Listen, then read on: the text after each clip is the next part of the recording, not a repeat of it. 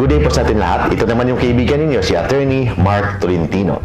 Ang pag-uusapan po natin ngayon, yung question, may nakukulong ba sa utang? Pag-uusapan po natin yan maya-maya. Promise.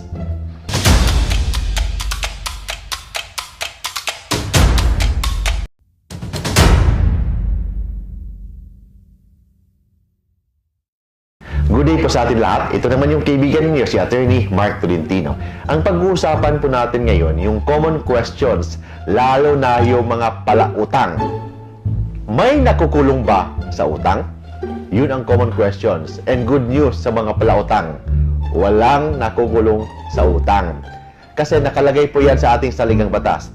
No person shall be imprisoned for non-payment of debt.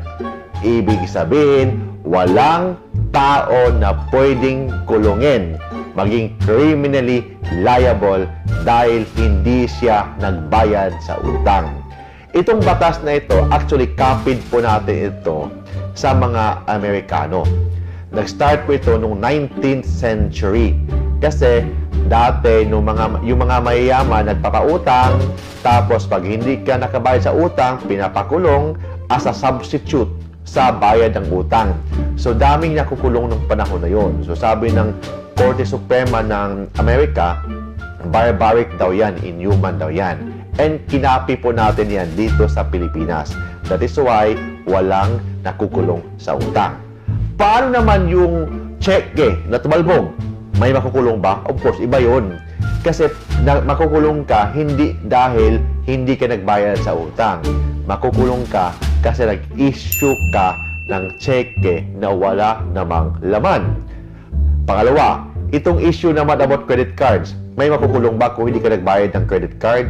Iba naman yun sa credit card kasi may batas po sa credit card. Sabi doon, kung hindi mo sinabi sa credit card company, kung nagbago ka na ng work, bago ka ng opisina, bago ka na ng tirahan na iba sa nakalagay po sa application mo, and may utang ka na more than 10,000 pesos, may intent to defraud ka. Ibig sabihin, you can be criminally liable for estafa on the ground na may intent to defraud ka kasi hindi mo sinabi sa company na nagbago ka na ng tirahan, nagbago na yung email address mo, nagbago ka na ng work. So, ibig sabihin, may intention ka talaga na hindi bayaran ng company.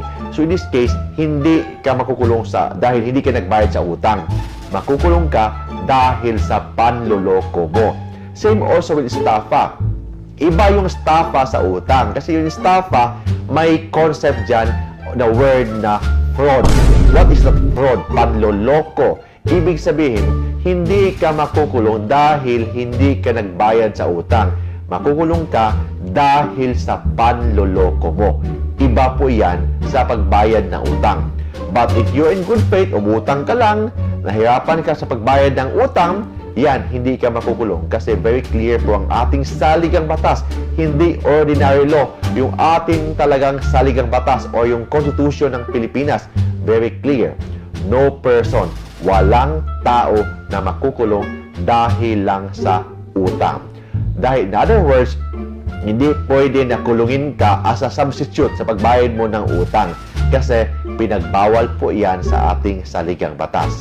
For more information and for free legal advice, please call me landline within Metro Manila 209-6203. I repeat po, 209-6203. And mobile number natin, pwede kayo mag-text, tumawag, or through Viber sa 0917-329-5353. I repeat po, 0917-329-5353. And of course, please like, share, comment sa Facebook page po natin sa facebook.com/Mark Tolentino Law. Huwag niyo pong kalimutan mag-like, huwag niyo pong kalimutan mag-share, and mag-comment. Lalo na po sa YouTube page po natin. Please subscribe po yung YouTube page po natin sa youtube.com/Mark Tolentino Law. Thank you po.